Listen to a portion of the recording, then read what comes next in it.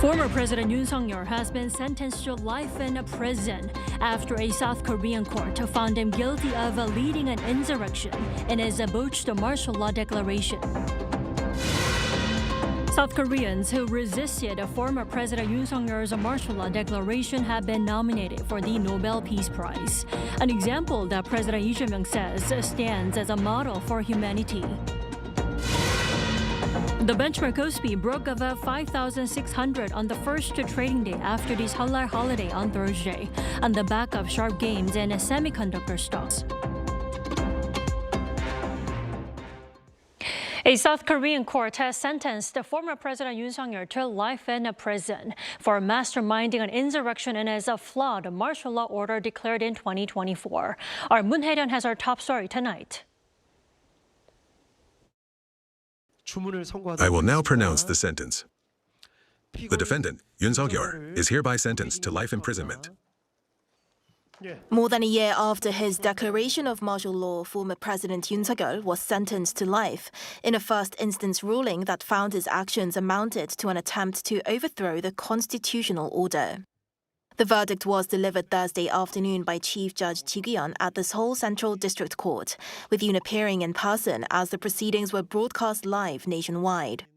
Judge Ji began by reading the indictment, followed by determinations on guilt or innocence, and an explanation of sentencing reasons before making the formal pronouncement of the verdict. In its decision, the court said it was difficult to deny that Yoon intended to paralyze the National Assembly by deploying troops to seal off the legislature and detain key political figures, thereby preventing parliamentary functions for a substantial period. While the declaration of martial law itself does not automatically amount to insurrection, the court ruled that this case qualified as such because it was carried out with the aim of disabling constitutional institutions. In sentencing, the court said Yoon had directly and proactively planned the crime and involved numerous individuals, noting the enormous social cost caused by the martial law declaration and criticizing the defendant for showing little sign of remorse. It also pointed out that Yoon repeatedly refused to attend trial hearings without a justifiable reason.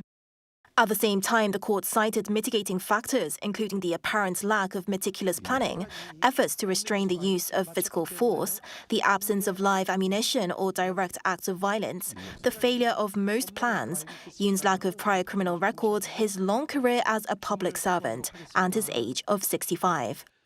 These factors appear to be the reasons why Yoon was sentenced to life imprisonment as opposed to the death penalty as sought by prosecutors.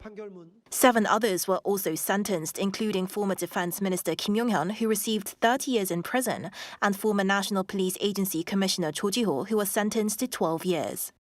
Following the sentencing, Yoon's defense team accused the judiciary of applying double standards and said they were considering an appeal, vowing to continue fighting to clear Yoon's name. Moon Hae-ryun, Arirang News.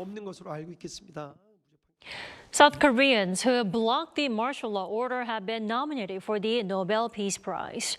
President Lee hailed it as a model for human history. Yoon Jung-min reports. The news coincided with the day of a major verdict on former President Yoon Suk Yeol for his insurrection charges tied to the 2024 martial law.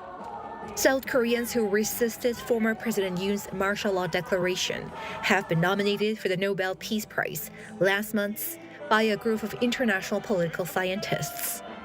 That's according to Seoul National University professor Kim Mi-young on Thursday, who is among that group.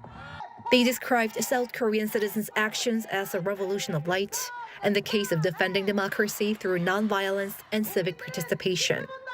President Lee hailed the actions as a model for human history and said the progress will continue toward a country ruled by the people. 내란의 어둠을 평화적으로 이겨낸 우리 대한 국민들의 용기와 역량은 아마도 세계 민주주의 역사에 영원히 표속으로 남아 빛날 것입니다. In an address delivered on the first anniversary of the martial law incident, Lee said the people who blocked military rule fully deserve the Nobel Peace Prize. 온 세계에 민주주의의 위대함을 알린 공로로 노벨 평화상을 받는다면 갈등과 분열로 흔들리는 모든 국가들에게 크나큰 전환점이 될 것입니다. On the night when former President Yoon declared military rule, some citizens stood unarmed against martial law forces and military vehicles. Protests continued after the brief military rule was lifted, as people took to the streets holding light sticks and chanting K-pop songs to call for the removal of the president.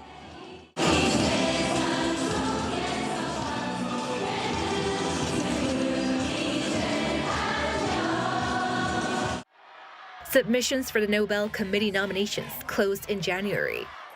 A shortlist will be prepared in the coming weeks, and the prize will be announced in October after a review and voting. Yoon Jung-min, Arirang News. In other news, President Lee Jae-myung has called for tougher penalties against price fixing. Speaking at a weekly meeting with his top aides on Thursday, he described price rigging as a serious threat to fair competition and market confidence, noting that such practices have spread across the food, clothing, and real estate sectors.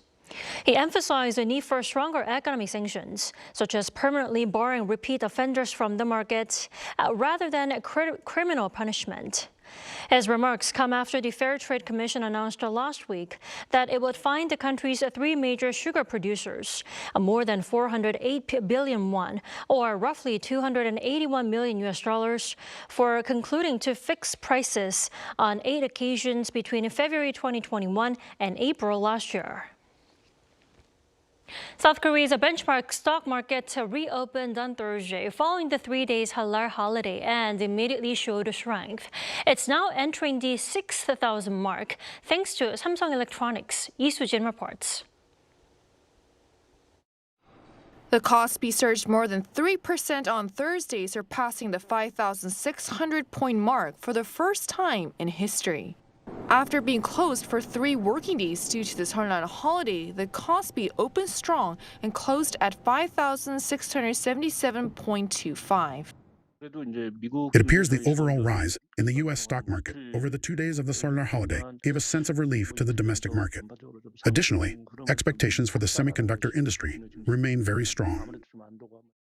In fact, the rally was primarily fueled by a semiconductor boom, with market bellwethers Samsung Electronics leading the charge. Shares of the tech giant jumped and closed at an all-time high of 190,000 won, up 4.85% from last Friday. This was largely bolstered by reports of higher pricing for its next-generation AI memory chips. The secondary tech-heavy KOSDAQ index also experienced a dramatic surge, jumping nearly 5% to close at 1,160.71. The rapid ascent in KOSDAQ 150 futures and spot prices triggered a buy-side sidecar, a regulatory measure that temporarily suspends program buy orders for 5 minutes to curb excessive market volatility. Experts note that after the rise in the KOSPI, the government is now looking at the KOSDAQ to make policy changes that will help it grow. In anticipation over the government's efforts is now being reflected in the market. Despite the stock market rally, the Korean won weakened against the U.S. dollar, with the exchange rate closing at 1,445.51 per dollar. This comes against a backdrop from the latest U.S. Federal Reserve meeting minutes that revealed a split among policymakers, leading investors to trim expectations for interest rate cuts. This bolstered the U.S. dollar globally. Lee Soo-jin, Arirang News.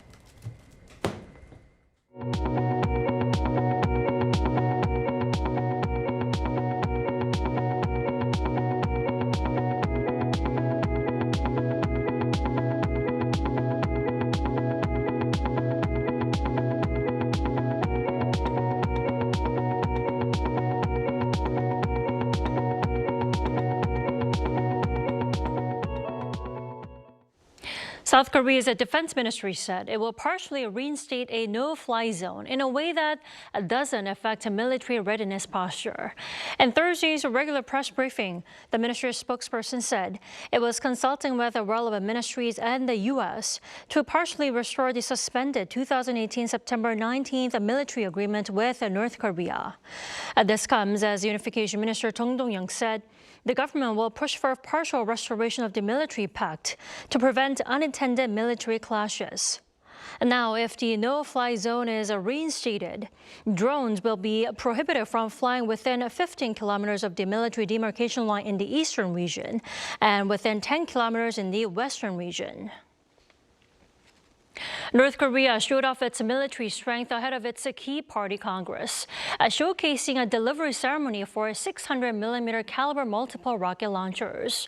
According to the North Korean Central News Agency on Thursday, workers at a major munitions company manufactured 50 units of the rocket launchers in just 2 months and presented them to the 9th Party Congress of the ruling Workers' Party of Korea at a ceremony in Pyongyang on Monday. The leader, Kim Jong-un, delivered a speech at the site and described the rocket launchers as the world's most powerful weapon for a concentrated super strong attack, further claiming they're appropriate for special attacks or strategic missions. The U.S. has warned Iran to strike a nuclear deal or face possible military action, even as Washington builds up forces in the Middle East and tensions with Tehran deepen. Jung Hae-rim has this report. The United States issued a stark warning to Iran on Wednesday, saying it must reach a deal, as while diplomacy remains the preferred option, military action is possible. As the two countries concluded their second round of talks in Geneva on Tuesday, White House Press Secretary Caroline Leavitt stated there was, quote, a little bit of progress, but the two were, quote, still very far apart on some issues.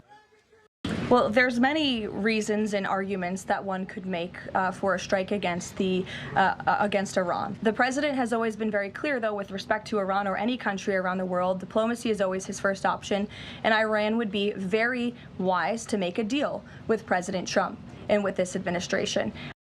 The U.S. has continued to increase its military presence in the Middle East with additional warships, fighter jets, and another aircraft carrier strike group deployed to the region, according to local sources.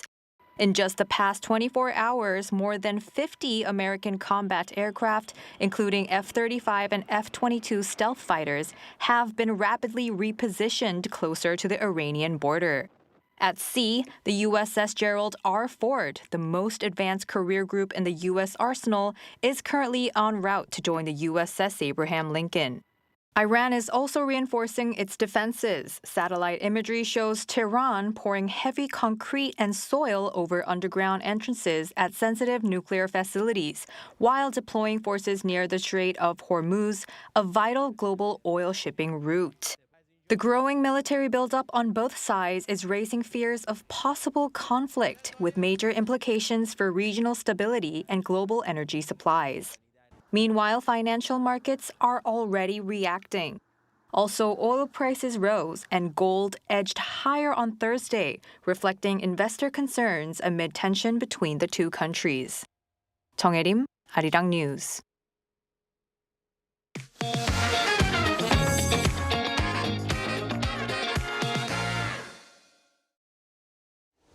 There's excitement over AI and its incorporation into robots. Now, that's called physical AI.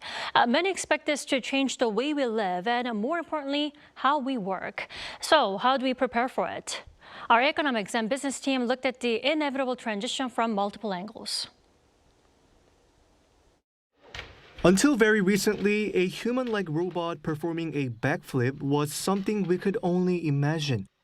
While companies have been using robots in industrial settings for years, advances in artificial intelligence are driving robots toward the next generation, physical AI. And investors' excitement over the robots is already spilling into the financial markets. While it may take some time for Korean robots to be used in our daily lives, the stock market is already reacting positively. Shares in robotics-related companies have surged, in some cases, by several hundred%. On the streets of Seoul, many people are already considering what humanoid robots might mean for the future. We're seeing many robotics companies here developing machines that can be deployed directly at industrial sites. 2026 could mark the initial phase of introducing robots into real-world operations, and the investment community has high expectations. And some are already thinking about the next step, how to use robots to improve efficiency. There's a growing perception that humanoid robots can serve as a form of labor leverage. I think the more important question is how we can effectively integrate AI into our work processes and make the most of it. Here in Seoul, expectations are high over the growing use of robots in industry and the next generation of humanoids still to come. But what about on the industrial front lines for those who are actually working with the robots or even potentially being replaced? Let's turn to my colleague, Junho. Thanks, Junan. Well, one place where human workers could be particularly affected by the rise of humanoid robots in industry is here, a southeastern coastal city of Ulsan. Known as South Korea's industrial capital, manufacturing defines daily life here, employing more people than anywhere else in the country. For many here in Ulsan, the future of automation is no longer abstract. It's already reshaping how people see their jobs.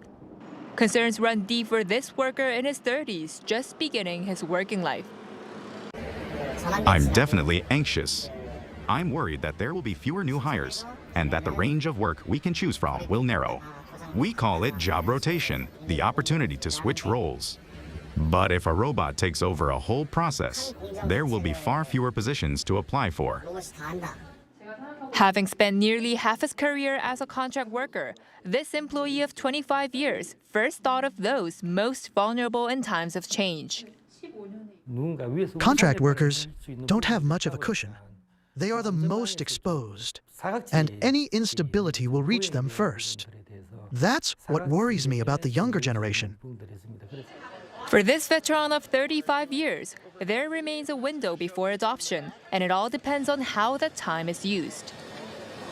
New technology doesn't mean everything changes at once. The company will continue to make the most of current production lines, while gradually moving toward new systems. There is still time during this transitional period for labor, management, and the government to work out solutions together. This new reality demands a new strategy. Amid the unstoppable tide of AI and robotics, South Korea's industrial heartland is facing a defining moment. My colleague Do-yeon takes us to where decisions are being made that could determine Ulsan's fate. Thanks, Junong. The efficiency of physical AI is undeniable, but here at the National Assembly, the calculation is different. Machines do drive production, but they don't decide elections. So the question is, how do we protect the voter without stopping innovation and prepare for a soft landing amid the transition? National Assembly member Kim Sang-uk is one of the lawmakers representing Ulsan.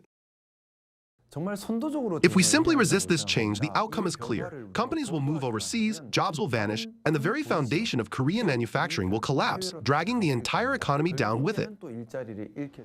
Meanwhile, lawmaker Choi Eun-suk has proposed a soft landing bill to complement South Korea's existing AI Basic Act. We must prioritize education and retraining. By helping our workers adapt to new, complex roles in this evolving landscape, we can ensure no one is left behind in the transition. While at early stages of talks, lawmakers are also looking at ways to make sure everybody directly benefits from physical AI and ease the concerns over job losses. Instead of corporate ownership, imagine a citizen-funded model where profits from robot labor are redistributed back to the people. In the long run, implementing a robot tax or automation tax will be an inevitable necessity. Most importantly, both lawmakers call for a unified national dialogue. They see this not just as a challenge, but as an opportunity for South Korea to lead the world in balancing innovation with labor. As the AI era arrives, we must proactively address how it will reshape our labor and daily lives. Now is the time to pool our wisdom to ensure that human value isn't lost in the age of machines. Now, with the transition to AI seemingly inevitable, the world is watching to see if business, labor, and both sides of the aisle can come together to set a new global standard for the future. Kim Do-yeon, 박준환, 김준홍, 아리랑 뉴스.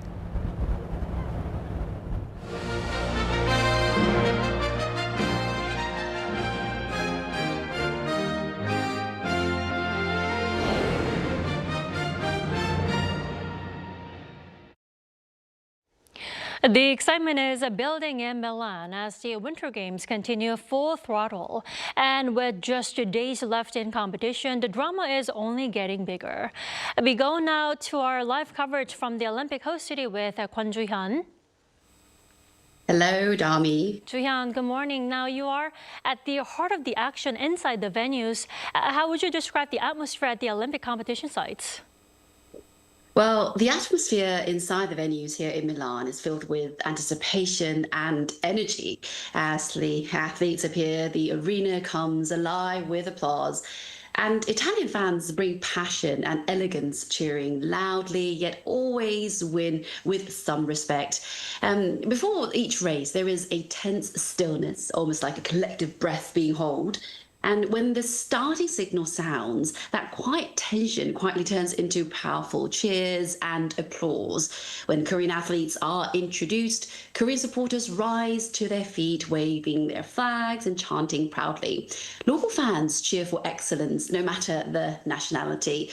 The Korean presence inside the venues has been particularly strong. Yoo Suk-min, president of the Korean Sport and Olympic Committee, as you can see, along with chef de mission Lee Soo-kyung and other officials, have been attending events to support the athletes.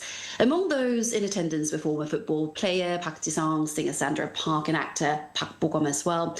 Actually, their presence has added another layer of pride for Team Korea here in Milan.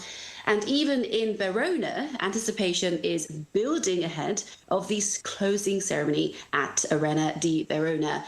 Even there, a quiet anticipation is already building as the games draw to a close.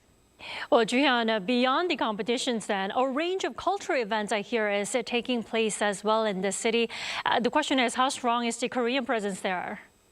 That's right, Dami. Well, the Korean presence has been remarkably strong, particularly around Korea House in Bilaneki Campiglio in Milan, one of Milan's historical historic landmarks. It is jointly operated by the Ministry of Culture, Sports and Tourism and the Korean Sport and Olympic Committee. And Korea House has emerged as a vibrant cultural hub during the Olympic Winter Games Milan Cortina 2026. And from traditional performances to interactive cultural programs, Korea House offers visitors a genuine glimpse into Korea's heritage and culture. Korean supporters gather not only to celebrate victories, but to share food like dakguk, Korean traditional rice cake, music like kugak, Korean traditional stories, and also other music with international guests as well. What is especially touching is the reaction from local Italians. Their interest was naturally drawn to the traditional Korean attire, hanbok. During the events, I was actually wearing hanbok with my hair styled in a classic pignon, a Korean traditional hairpin. And curious passers-by stopped to ask some questions, take photos with me, and later visited Korea House. So many have expressed genuine interest, often staying longer after the programs to explore the Korean traditions more deeply inside. So it has gone far beyond simple promotion. I do believe that it truly feels like meaningful cultural exchange in action. You were hanbok in Milan, but you're now rocking the Olympic jacket. I love it. Now, Joo-hyun, we still have a few more days to compete and look forward to. Where might we see some strong medal prospects for Team Korea? Good question. Well, looking ahead, several key events remain that could prove decisive for Team Korea. Short track and figure skating continue to offer strong medal prospects, along with final rounds and snowboarding and speed skating as well. Well, as the games enter their final stretch, there is hope for more memorable moments for Team Korea. But, more than anything, we hope all athletes stay safe and return home with pride. Right, safety first. All right, Joo-hyun, thanks for connecting with us tonight morning for you. You have a great day there. Thank you so much for having me. Let us now take a look at some of the highlights from the Winter Games. And with the details, here's our AI sports correspondent, Arirang. Hello and welcome. I am your AI sports correspondent, Arirang. This section features AI-generated content and scripts bringing you the latest news from the Olympic Winter Games Milano Cortina 2026. Here are our top stories. South Korea has won its first women's 3,000-meter short track relay gold in 8 years. The quartet of Kim In-jung, Kim Gil-lee, Shim Seok-hee, and Nodoi crossed the line first at the Milano Ice Skating Arena on Wednesday. They finished ahead of Italy and Canada to claim Korea's first short track gold of these games. This victory is the nation's second gold in Milan and 7th medal overall. With this win, South Korea extends its all-time Olympic record in short track to 27 gold medals, the most of any nation. South Korea's women's curling team on Wednesday defeated world number 1 Sweden 8-3 at the Cortina Curling Olympic Stadium. Korea established an early 3-point lead in the first end and capitalized on Swedish errors to record steals in 3 consecutive ends. By the end of the fourth end, South Korea held a commanding 8-0 advantage, prompting Sweden to concede the match after only 7 ends. This victory improves South Korea's round-robin record to 5 wins and 3 losses, placing them in a tie for third with Canada and the United States. The team now faces a decisive final round-robin match against Canada on Thursday at 10:05 p.m. Korean time. South Korea's figure skaters are preparing for a final surge in Milan. Lee Hain and Shin Jia have both advanced to the free skating round after getting through the short program. He finished 9th with a season-best score of 70.07, while Shin overcame it in early fall to rank 14th. Both are now focused on a clean performance in Friday's final to climb the rankings. They face a tough field led by Japan's Nakai Ami, as they aim for a strong finish on the Olympic stage. Before we head out, let's look ahead. Appearing now on your screen are the current medal standings and the upcoming schedule for the Olympic Winter Games Milano Cortina 2026.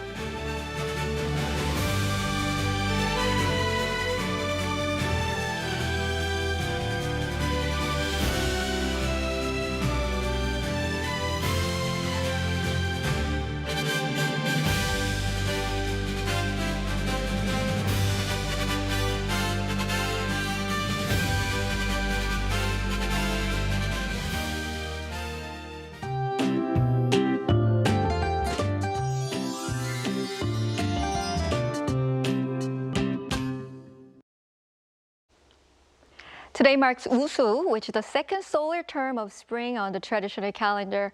You can definitely feel that the air is shifting from winter towards spring. We had clear skies nationwide today with plenty of sunshine and a mild feel through the afternoon. Temperatures also climbed to around 10 degrees Celsius in most parts of the country. That said, it continues to be extremely dry across parts of the Gyeongsangdo provinces, including Gumi, Changwon, Daegu, Busan, and Ulsan. Dry weather advisories have been expanded to parts of Jeollanam-do and Chungcheongbuk-do provinces. So please be extra careful with anything that could start a fire. Tomorrow morning, Seoul will start off at 0 degrees, Gyeongju at -4 degrees. Daily highs will move up to 11 to 16 degrees all over the country. Seoul will hit 13 degrees tomorrow and it could reach 17 degrees on Saturday, feeling more like early spring. That's all for Korea. Here are the weather conditions around the world.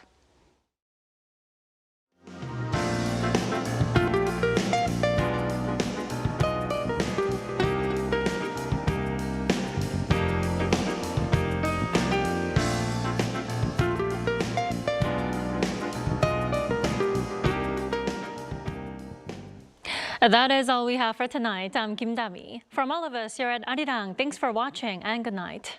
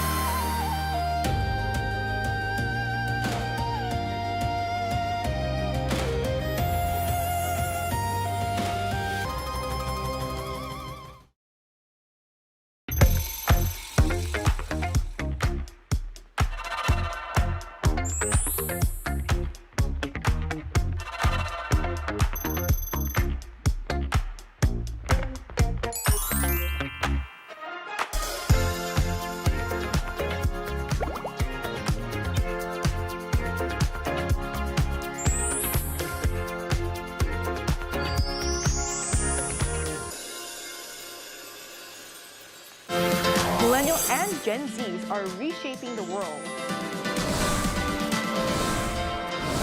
News Generation shares their fresh perspectives on what's trending now.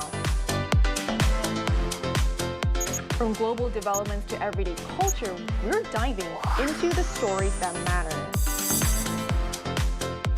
This is News Generation.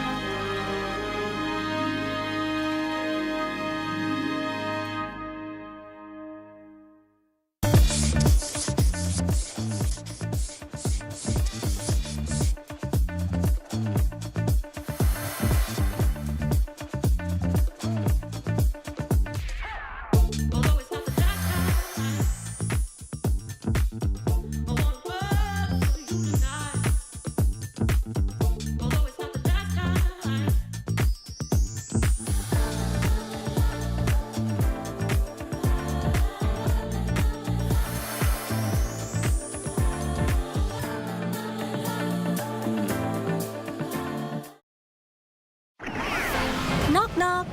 The magical door to the world of K-animation is swinging wide open. Meet your instant new BFF, the adorable Catch. Tina Ping will have you hooked from the very first glance. Need a hand? Our Robocar Poli Rescue team is always zooming in to save the day. How about tagging along on Pinkfong and Pal's super exciting quest to reclaim their lost magic? With the mysterious life forms Kebion by your side, you can become a Kebion master and save humanity like the total hero. Protecting children's innocence while igniting their boundless imaginations. That's the magic of Korean animation. K-animation, the ultimate bestie for kids worldwide.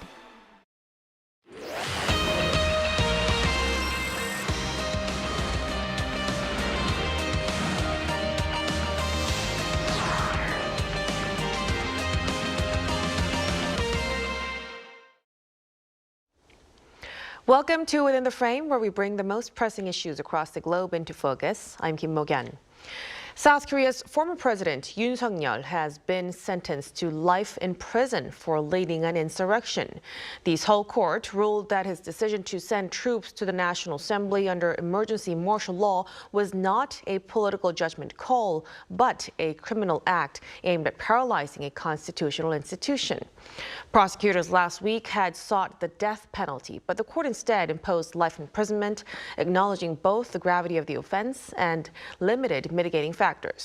For a sitting president to declare martial law and then be held criminally responsible for it marks a defining moment in South Korea's constitutional history. Tonight, we examine what this verdict means for presidential power, emergency authority, and the future of democratic accountability. For this, we connect to Song Se-ryun, Professor of Law at Kyunghee University. Big welcome, Professor. Thank you. And also joining us is Baek Eun-seok, Professor of Law at Handong International Law School. Good to see you, Professor. Thank you for having me. So let's start a discussion first with Professor Song. Like I said, the court has now sentenced former President Yoon to life imprisonment for insurrection. Tell us, how historic is this ruling in South Korea's constitutional history? Well, as you mentioned, this is the first time that a democratically elected Korean president has been convicted as a leader, as he was sitting president. I mean, we had military generals turn the politicians convicted before for the very crime of coup d'etat. But this mature democracy that we have, having a sitting president being committed and impeached, and he is facing a life sentence in prison, it's a historic moment, and it says a lot about Korean democracy, even with the unfortunate happenings that happened in the martial law declaration. I think it will set a very a stern precedent, and in that sense, even if this was a pretty unfortunate event, I think it sets a pretty historic precedent and some milestone for the Korean democracy and judicial principles. Definitely. So that alone, it signals a constitutional watershed moment. And building on that, the judicial panel explicitly ruled that the December 3rd emergency martial law amounted to insurrection, recognizing both intent to disrupt the constitutional order and the element of violent uprising. Professor Baek, how significant is this legal clarification for future cases involving emergency powers?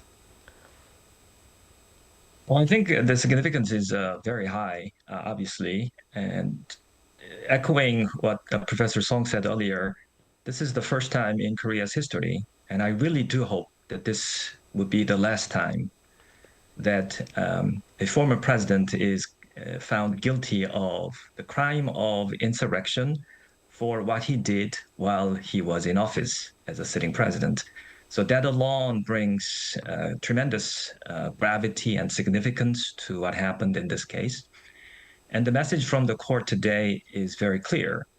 Former President Yoon has been asserting all throughout his impeachment trial as well as a criminal trial that the power to declare martial law belongs to the president. And as presidential power, an emergency power, it is not subject to judicial review. Now, the court sent out a very clear message that's not the case. Even though the Constitution does grant that power to the president, his exercise of that power is subject to constitutional and legal requirements. And if his exercise of the power is not in compliance with those requirements, then he's subject to criminal conviction. So I think that's a very clear message about rule of law, and that's a very important message for constitutional democracy. Definitely. So it's really about how far emergency powers can legally go, and we hope for we won't hope for another case like this to happen in the future. But staying with the court's reasoning, the judges, they said it was difficult to deny that former President Yoon internally held the intent to paralyze the National Assembly and acknowledge that troops were sent, constituting an act of uprising. Professor Song, what findings were really decisive in recognizing him as the ringleader? Well, the criminal conviction of the insurrection has basically three elements. You have a usurpation of constitutional order, and the intent to incite violence. I think in each one of them, the judge was examining whether there were enough evidence to implicate the President Yoon to those elements. I think they found that there's enough paper trail and the former president's own actions pretty clearly spoke that he was the one who was directing it, who had the intent to do it, and there were conversations and kind of paper trails that show that he's the one to do it. Now, I think the deployment of the troops is the key, and the judge has mentioned it several times, and that's the kind of a red flag and red line that the president crossed over. And it's pretty clear that the former President Yoon was the one who wanted the troops to be deployed, and he put the direct order. So in those evidences, regardless of they saying it was short, there was no bloodshed or violence, I think those elements, one by one, were pretty clearly satisfied in the minds of the judges. Right, so it seems as though the court clearly focused on intention and command responsibility as well. When it comes to sentencing, prosecutors had sought the death penalty a few days ago, but the court imposed life imprisonment instead today. And the judges cited factors like lack of meticulous planning, limited physical force, and the absence of live ammunition use. Professor Peck, how should we interpret the court's reasoning in stopping short of capital punishment? Right. Conviction itself and finding him guilty of the crime of insurrection, I think that's not subject to much of controversy. Now, the sentence is more controversial because as the prosecution sought the death penalty, and now the court found him only guilty for a life imprisonment. Now, yes, there were some factors that the court mentioned, as you referred to, such as a lack of meticulous planning, limited scope of physical force, and maybe the absence of widespread bloodshed. Now, it's hard to see whether these factors could be mitigating factors. Now, we don't have many, and I think fortunately we don't have many references for comparison purposes. 44 years ago, when former President Chun was found guilty for the crime of insurrection, the prosecution sought the death penalty. And this time, the prosecution, comparing this case with that 44 years ago, among other things, over the past, more than 4 decades, the Korea has matured democracy. And unlike back then, when the person charged with insurrection was not yet a president, he's a military commander. By comparison, this time, the one who is charged with the crime of insurrection was an elected public office holder, the president. So comparing these two cases, the prosecution sought at least similar sentence for the former President Yoon, and that's death penalty. And so I don't know whether these factors that the court mentioned could really be taken as mitigating factors for the sentence, rather than the death penalty, but instead a capital, but instead life imprisonment. Mm-hmm. So within that kind of a reasoning, the ruling, it emphasized that the core of the case was sending the military to the National Assembly. Professor Song, legally speaking, why is that act really so central in determining insurrection? Well, going back to the elements that we were talking about, sending the troops to the legislature, that is a pretty emphatic evidence that he intended to usurp the constitutional order. And my God, this is, if it's a political judgment is concerned, that's a very bonehead play among the the histories of Korea. Legislature is close to a sacred institution. I mean, in 1987, we abolished the presidential power to dissolve and disband the legislature.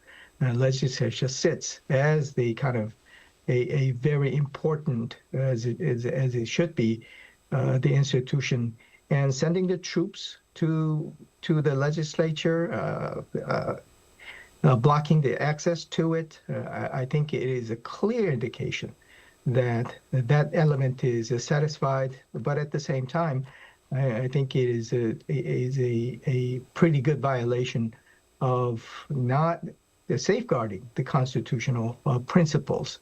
I think it also speaks to the intention to incite violence. That's another the legally the required elements. The judge found also that there was no bloodshed and there was no the violent that we can compare to either Romuhyun, I mean the Notaewu Chonduan times, but it doesn't matter in this mature the democracy. I think sending the troops to the legislature and having them stationed there with the force, I think that's enough legally, and I think that's a kind of signal to the future presidents what to do, and more importantly, what not to do when it involves in the legislature and the use of force. Right, definitely. Deploying troops to the parliament, it indeed was a very symbolic move then. Now, when it expand the lens to other defendants, several former officials received lengthy prison terms, including 30 years for former Defense Minister Kim Yong-hyun. Professor Baek, does today's verdict show a consistent hierarchy of responsibility across the defendants? What are your thoughts? Well, President Yoon and the 7 other defendants, with the exception of 2 of them